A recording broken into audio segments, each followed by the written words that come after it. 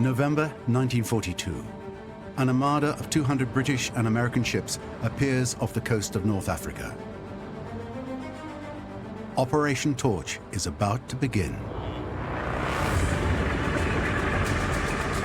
Right before the eyes of the local people, 100,000 men pour onto the beaches of Morocco and Algeria. It is this singular theater, North Africa, that between 1940 and 1943 was written a famous chapter of the Second World War, the Desert War. Why have the great powers come to fight in the challenging desert conditions of North Africa, so far from the epicenter of the World War? And how, there in the furnace of the desert, will the Allies manage to inflict one of the first major setbacks on the forces of the Reich? The Desert War, the war that nobody wanted, was to turn the World War upside down.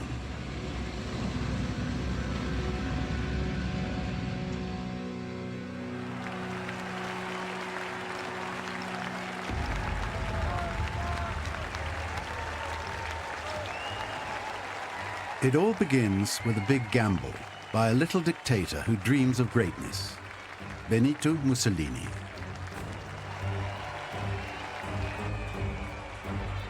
He proclaims, Italy is in truth a prisoner of the Mediterranean.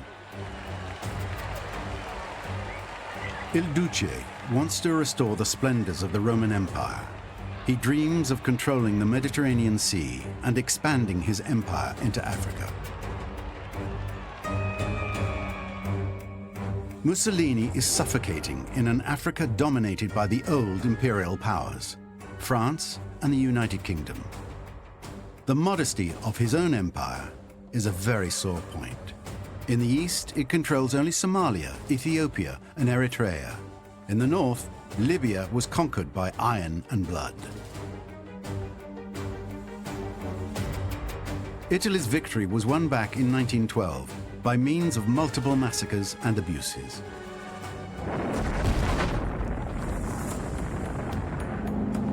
In summer 1940, World War II sets Europe on fire.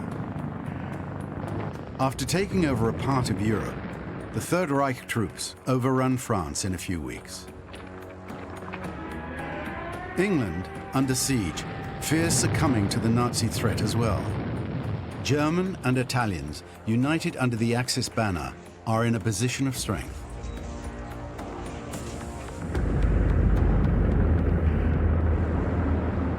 It's a chance that Il Duce doesn't intend to pass up on. He wants to see the old colonial powers that dominate Africa driven out. Italy's time has come.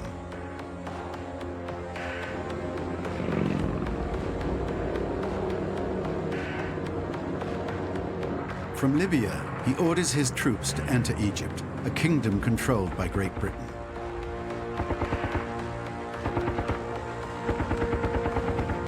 A force of 80,000 men advances about 60 miles into Egyptian territory. The Italian generals are hesitant.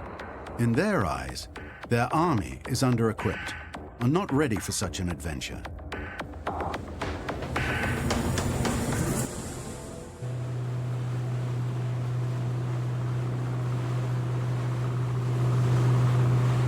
Winston Churchill doesn't want to let go of Egypt, not at any price. Ever since France surrendered, the Reich has been extending its grip on Europe. For the British Prime Minister, another defeat would be unacceptable, especially since the Luftwaffe is relentlessly pounding England. Churchill knows that Britain's salvation depends more than ever on the resources of its empire. The Suez Canal belongs to Egypt. For London, it is a vital artery for transporting its raw materials.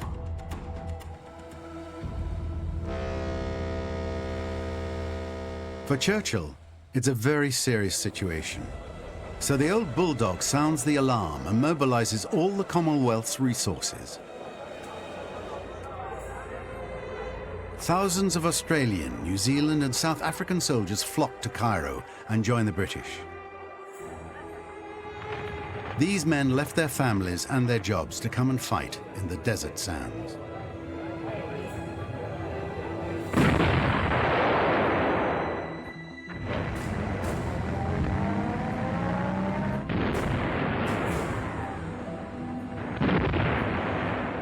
In December, the British go on the attack. To their great surprise, it's like a stroll in the park. The Italians are disorganized and have retreated 500 miles back into Libya. The British even take Tobruk, a highly strategic port. His Majesty's generals know that in these desert lands, he who controls the ports is master. In a matter of just a few weeks, Commonwealth troops have won an outright victory. At the beginning of 1941, they occupy eastern Libya. And the Muslim population celebrates its liberators. It has not forgotten the 100,000 deaths the Italian conquest was responsible for. The Arabs and the British even come to an agreement. Thousands of Libyans accept to fight for Great Britain. Churchill promises them independence once victory is achieved. It's a good way to undermine the influence of Rome.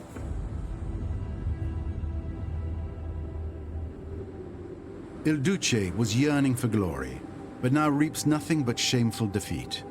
He leaves 400 tanks and 130,000 prisoners behind on the battlefield.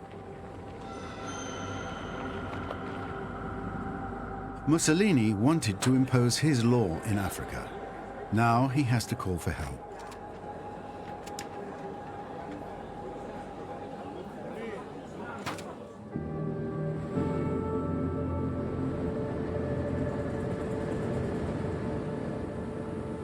By the beginning of 1941, Hitler has turned his gaze to the east.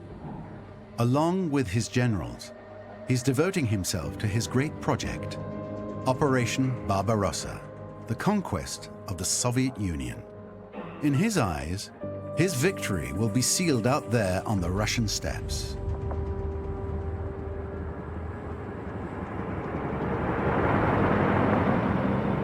Mussolini, devastated, knows that his timing is not good.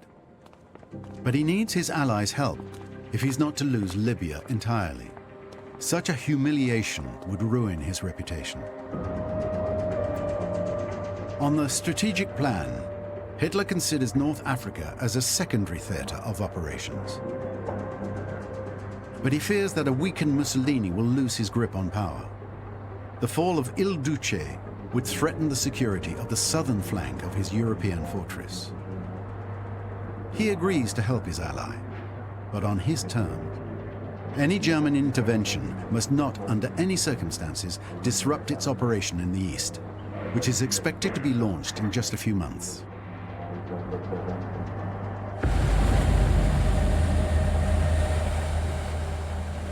The Führer sends only a small expeditionary force to Mussolini's rescue. The Afrika Korps has only 45,000 men and 174 tanks.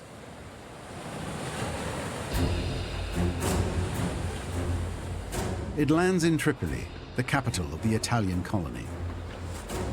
Its mission is a limited one, to help the Italians recapture eastern Libya and to protect it from a British onslaught.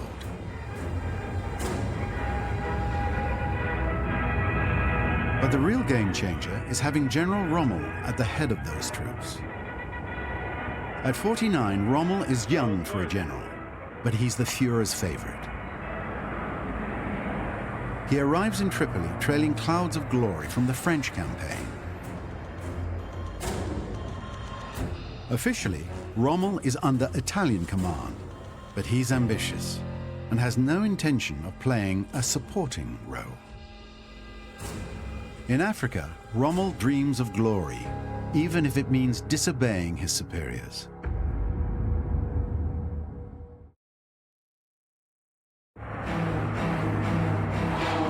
The Afrika Korps has only been present on the African soil for a few weeks, but Rommel is already impatient. On March 24, 1941, without even warning either Rome or Berlin, he suddenly launches an attack eastward. His intentions are clear. "My first objective," he says, "is the recapture of eastern Libya, my second, northern Egypt and the Suez Canal." It's a grand plan. From the land of the pharaohs, he can head for Baku in the Caucasus and get his hands on the precious oil resources. Then he can rendezvous with the Wehrmacht troops to strike at Russia. It's pure megalomania, and far from anything his leaders are expecting of him. But his troops are all for it. For the Afrika Korps is partly made up of volunteers, all of them deeply committed to the Reich.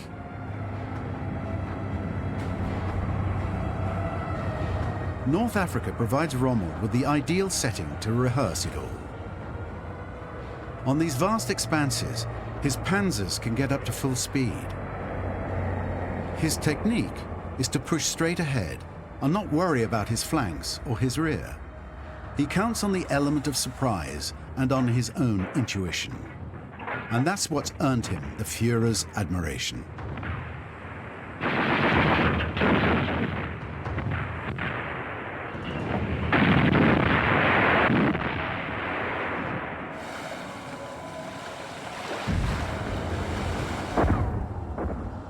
Rommel's sudden offensive comes as a shock to the British. The Germans aren't the same thing as the Italians at all. Faced with such a formidable adversary, the worrying weaknesses of the British army start to emerge.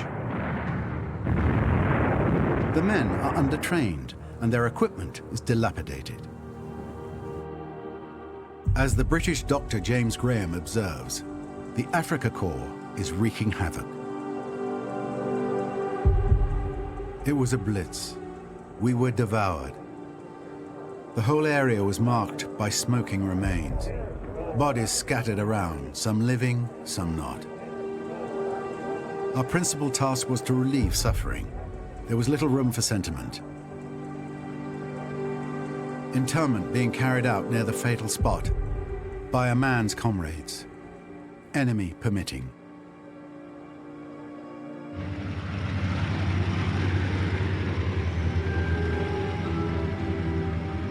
Noticing that the British are retreating, Rommel decides to advance towards Egypt, heading deeper into the desert.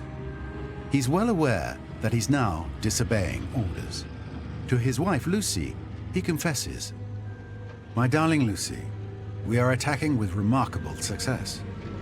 I've taken the risk of moving forward, despite all previous orders and instructions, in order to seize such a great opportunity." Rommel's goal is Tobruk. It's his modest aim to bring it down in a matter of days. He considers it a mere formality. To avoid disaster, the British retreat to the Egyptian border. They abandon all the territory they've taken in Libya, with the exception of Tobruk.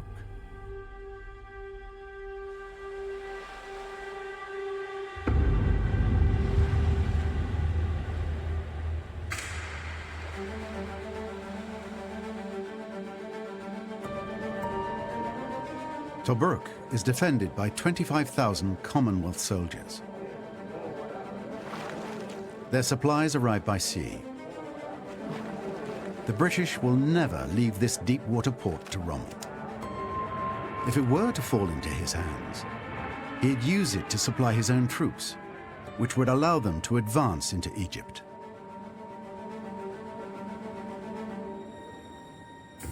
On the front line, life's hard when you're under siege. The men shelter from the bombing in flea-infested holes. Like rats, as the German radio propaganda is always saying.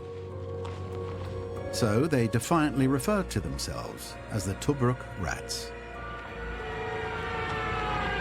They are daily raided.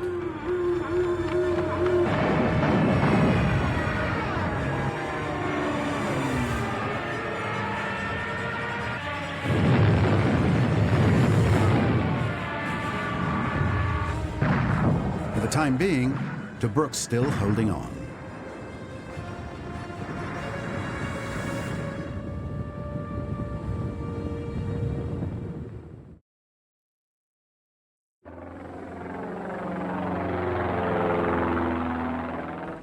Rommel is struggling. He spends his days visiting his units scattered around Tobruk and on the Egyptian border. Unlike the officers of the Wehrmacht, he despises state duties. He wants to see the battles from the front lines.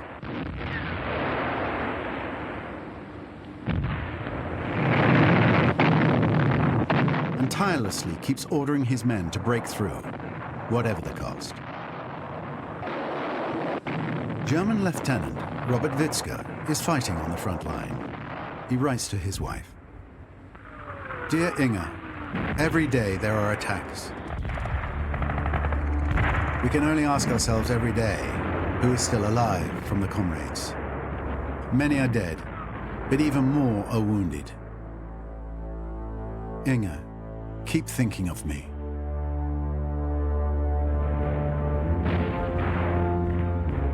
After a 15-day siege, Rommel has consumed an astronomical amount of ammunition, and the fuel is about to run out. It doesn't matter. To a battalion of machine guns, he declares, "We will be in Cairo in 8 days from now. Pass the word around."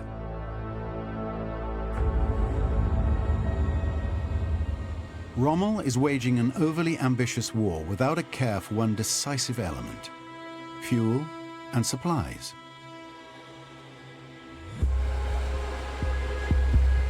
Yet delivering the 53,000 tons of monthly supplies that his relentless attacks require is a daunting task, because the Axis supply lines are long and dangerous. In the Mediterranean, the British are tracking down Italian cargo ships trying to reach Tripoli, the only port controlled by the Africa Corps. All the same, 80% of supplies are still getting through.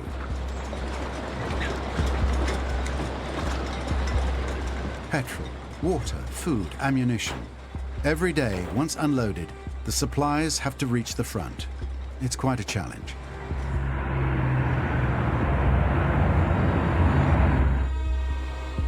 It takes 14 days to travel the 750 miles from Tripoli to the front. It's a real trial for the men. Ironically, the trucks consume half of the petrol they carry.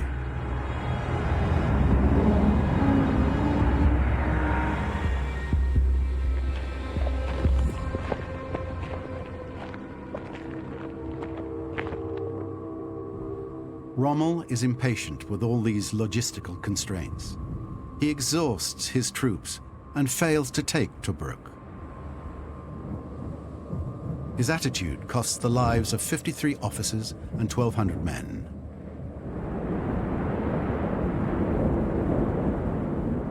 The Africa Corps is very weakened, but holds its ground.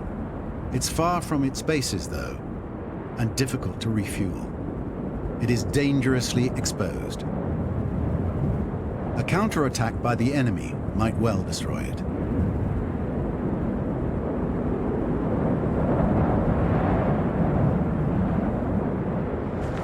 Kamsin, the burning wind that can blow for long days at a time, heralds the beginning of the strong heat.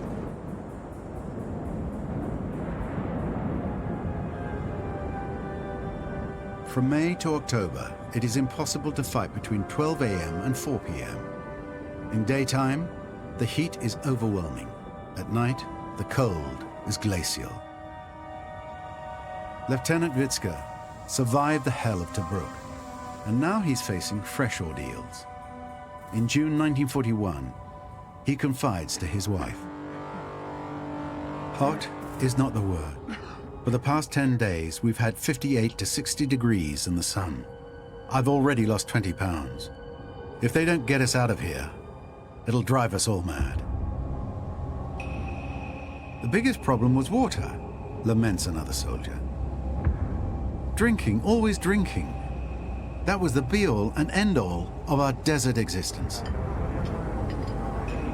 The soldiers are also confronted with the scourge of the desert, the flies. Shortly after sunrise, they arrive in hordes, attracted by human sweat, the only moisture available in these arid lands. There is no way to escape them. Rommel's men find no comfort in the food. It's insufficient in both quality and quantity. They try to improve the quality of their meals by buying from the Bedouins. This trade may improve Robert Witzka's daily life, but above all, it confirms his loathsome racism. These dogs are so wily that they ask a fortune for an egg. We all reckon they're spies. If you look at these filthy bastards, then there is only one thing: away with the riffraff.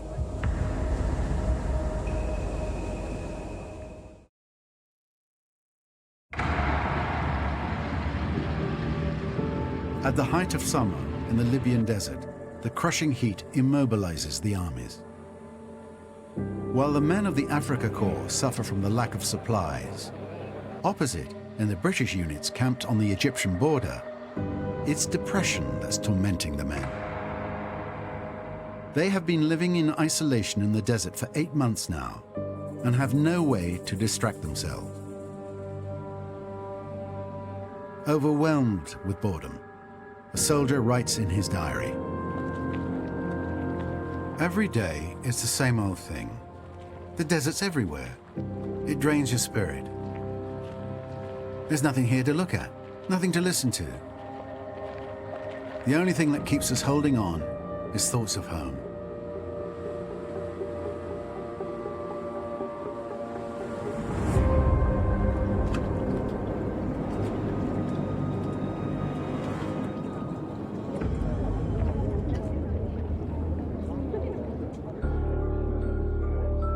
Churchill is exasperated. Everything suggests that his worn-out troops are incapable of beating Rommel. So the Prime Minister decides to send the reinforcements that have been called up over the months from all over the empire. From now on, North Africa has become a major theatre of war. Indians, Africans, Maltese, Jews from Palestine, Mauritians. In the autumn of 1941, more than 150,000 men come to swell the British ranks. They are joined by the Free French. Responding to the call of General de Gaulle, they will carry on the fight to restore France's honor. By engaging his massive forces, Churchill forces Hitler to raise the stakes.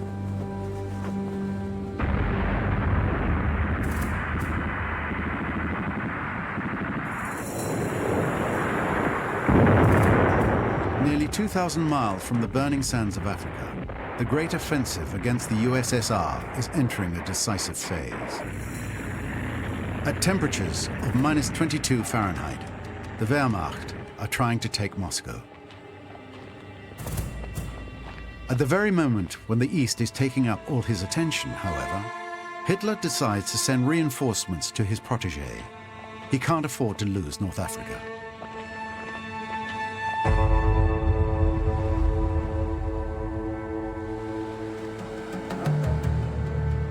By entrusting command to an uncontrollable general, the Führer has turned the desert into a trap. Because Rommel hasn't given up on his fantasies. On the contrary. In January 1942, Hitler's promised reinforcements finally arrive. That's barely enough to solve his logistical problems, but just enough to let him dream of a new raid on Cairo. Once again, to everyone's surprise, Rommel resumes his mad dash. Overexcited, he writes to his wife, Lucy. "Dear Lucy, I have several plans in mind that I would never dare talk to my officers about at the moment, or they might think I was going crazy. You know me. It's the wee small hours that my best plans come to me.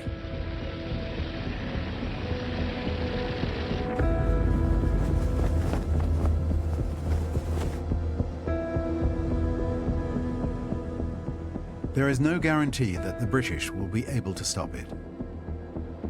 Their new general, Claude Auchinleck, has a clear superiority in both men and equipment. But Churchill's not betting on the right horse. Auchinleck does not know how to surround himself with the right people. He had served for a long time in India and has chosen his subordinates poorly. For months, he sends hundreds of tanks to the slaughterhouse by charging frontal assaults, worthy of old-fashioned cavalry charges.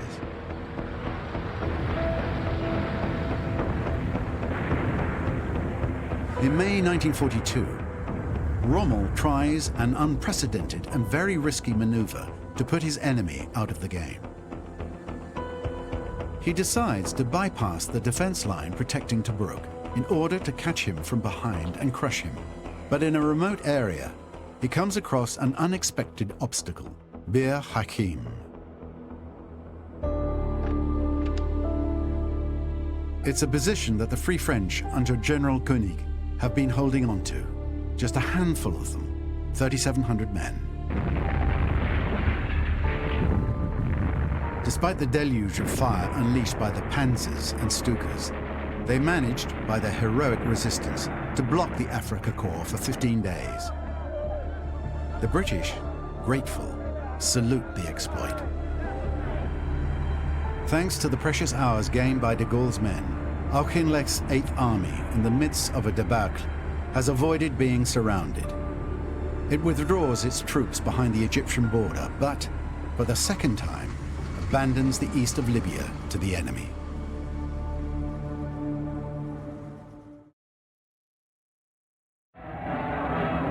Das ist Tobruk. Rommel has achieved his main objective, to capture the port of Tobruk.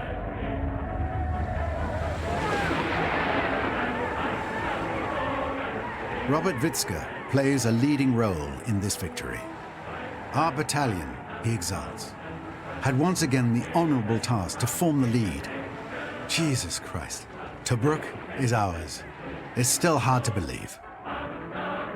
2 days after his triumph, Robert Witzke is severely injured. He is evacuated to Germany. Marschall Rommel besichtigt Stellungen im Hafen der Stadt. Noch immer stehen dichte Rauchwolken über Tobruk. Marschall Rommel verhört. German war reporters followed Rommel's every step during the last phase of the battle. Their images give his exploit a global impact.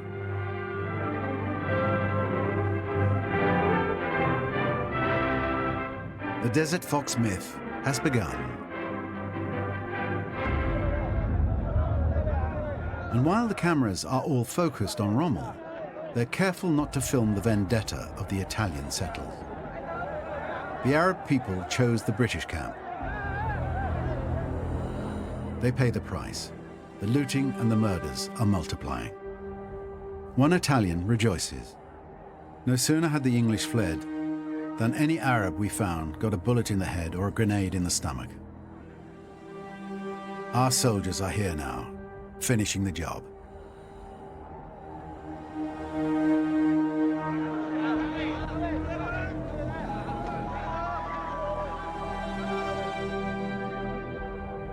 There's violence too against Libya's 30,000 Jews, whether they supported the British or not.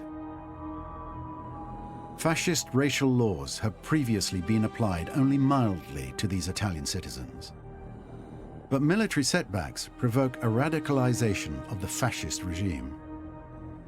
Il Duce decides to intern all the Jews in the region. Entire families are being arrested, loaded into trucks and dumped in concentration camps set up on the edge of the desert. The worst of these detention camps is in Giado, 150 miles south of Tripoli. About 3,000 prisoners will be held there. a quarter of them will die of undernourishment and ill treatment.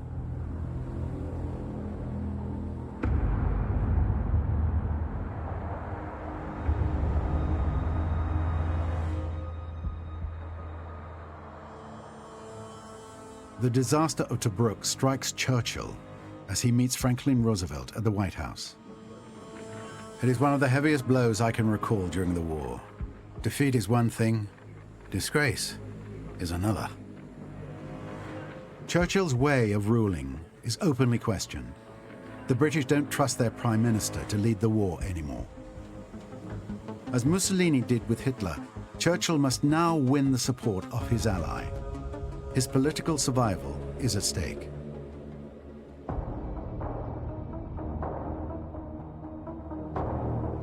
In meeting after meeting, he harasses Roosevelt to help him annihilate the Afrika Korps. His plan is to land in North Africa. Like Hitler, the American generals have no desire to intervene in this region. They believe that to defeat Germany, you have to strike at its heart, in Europe. So they're planning a landing on the French coast that could happen in barely a year's time.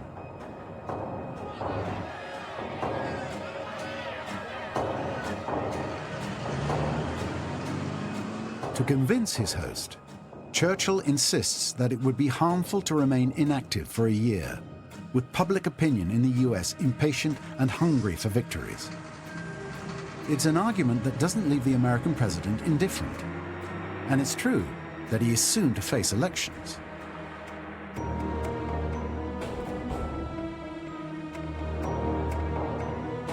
The Desert Fox ignores all this scheming. At the end of June 1942, he decides to advance into Egypt with Hitler's blessing this time. The Führer now considers the conquest of Egypt as a historic opportunity to bring down the British Empire.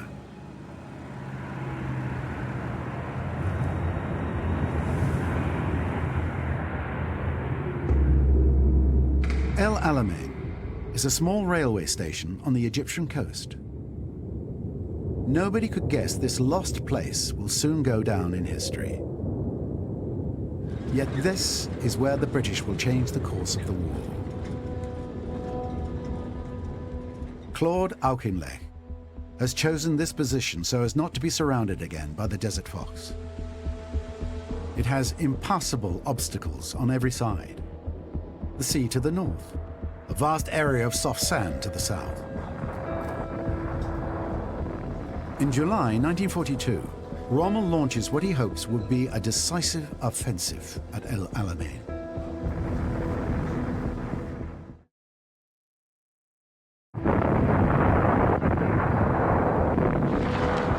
As soon as the German offensive was launched at El Alamein,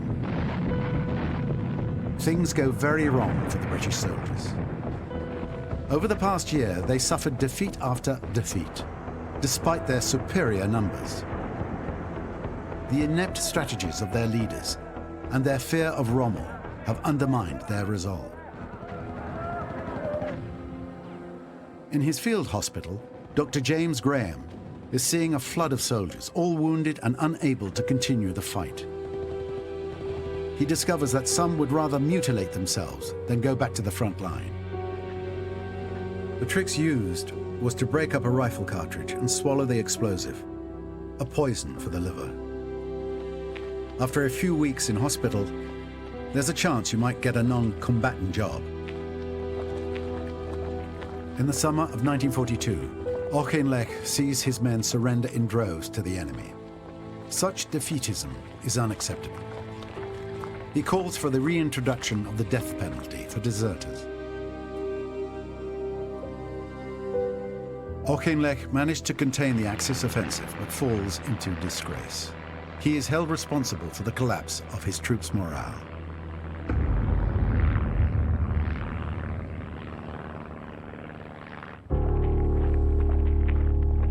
Devoured by anxiety, Winston Churchill rushes to Cairo in early August.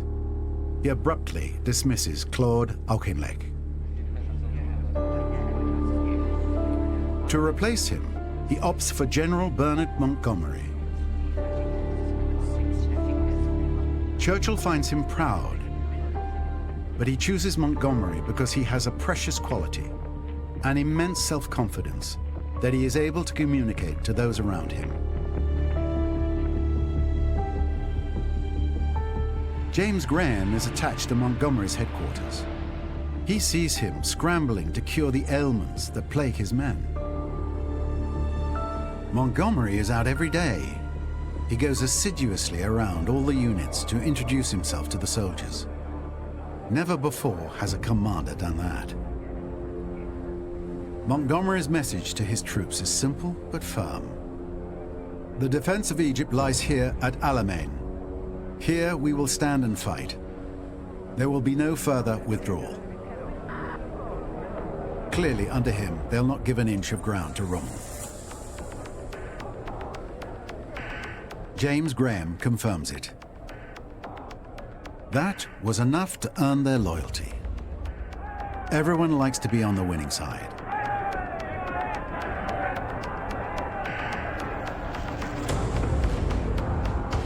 Strategically, Montgomery is the absolute opposite of Rommel. The British strategist, for his part, likes to prepare his plans meticulously. At the end of August, when Rommel goes on the offensive, Montgomery is waiting for him.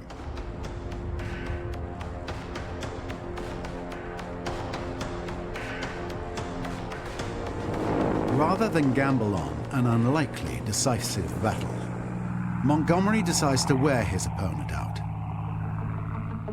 He does, after all, have a clear material superiority.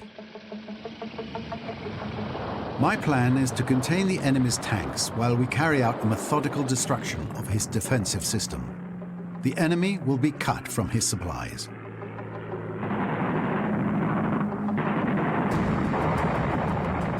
Montgomery's target is Rommel's weak point, his petrol supply convoys. Werner Morck drives a supply truck for the Afrika Korps. He suffers another air attack that will mark him for the rest of his life. The attack only lasted a few moments. I'm pretty messed up.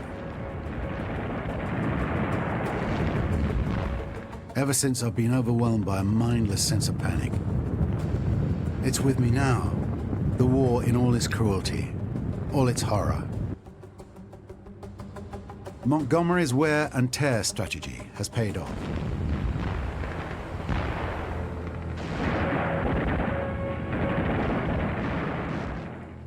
After a month of fighting, the Afrika Korps has only a few days of fuel left. On October 27, 1942, the Desert Fox is finally done for.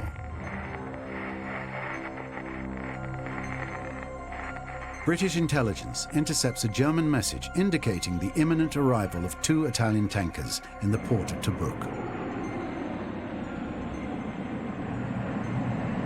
As they prepare to drop anchor, the ships are sunk by Royal Air Force bombers.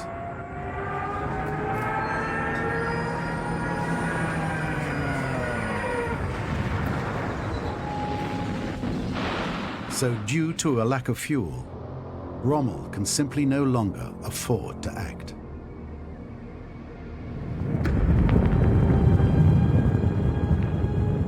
Rommel has suffered a terrible defeat at El Alamein. He knows that this will ruin his Führer's ambitions in Africa. It's a broken man who writes to his wife. God only knows whether I will survive this defeat.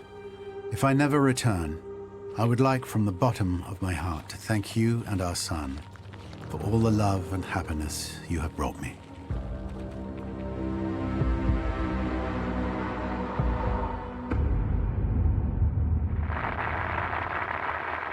The victory at El Alamein marks a turning point in World War II. Rommel's army has been defeated. The British Prime Minister doesn't hide his pleasure. This is not the end. It is not even the beginning of the end. But it is perhaps the end of the beginning.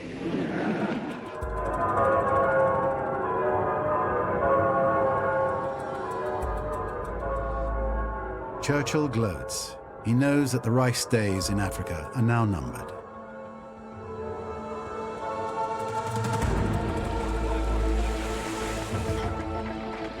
American troops have just disembarked in North Africa.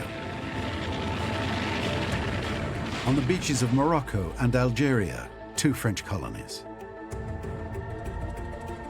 Despite opposition from his staff, Roosevelt yields to Churchill. The US president wants to win the midterm elections. He has promised his public an easy victory on the African continent. Initially scheduled to last 6 weeks, Operation Torch, the epilogue of the Desert War, will in fact last for 6 long months. The British and American forces and Montgomery's army have planned to meet up in Tunisia. It's an ideal springboard to hit Europe. A project Hitler wants to prevent by all means. The Führer had hesitated to support the Afrika Korps. He now sends heavy reinforcements to Tunisia and even transfers some of the Luftwaffe bombers from the Russian front.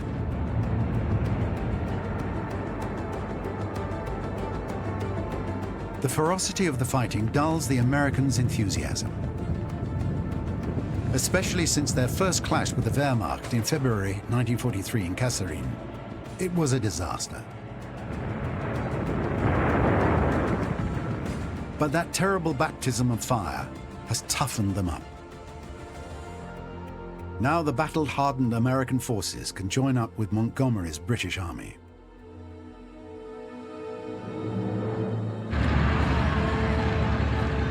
With overwhelming superiority now, the British and Americans launch their final offensive in central Tunisia. The British enter Tunis, while the Americans enter Bizerte. The Axis troops, crammed into their final refuge, surrender unconditionally. The Allies take 275,000 prisoners, far more than the 90,000 men taken at the fall of Stalingrad. These thousands of soldiers won't now be able to repel the Allies at the Normandy landing.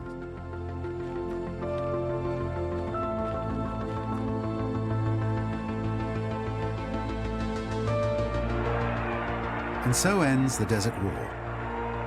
It's a victory that drives the Germans out of Africa. Now the Allies are ready to engage in the great confrontation in Western Europe. Along with Montgomery, they've tamed modern warfare. The lesson has been learned by the leaders as well as their men at the cost of unspeakable suffering. The people celebrate their liberators, but all the jubilation is ambiguous. The Allied victory may have rid Africa of the plague of Nazism, but despite all the promises, it has not broken the chains of colonialism. The Desert War will lead to the defeat of the Reich. It will also herald a new era, that of the liberation of colonized nations.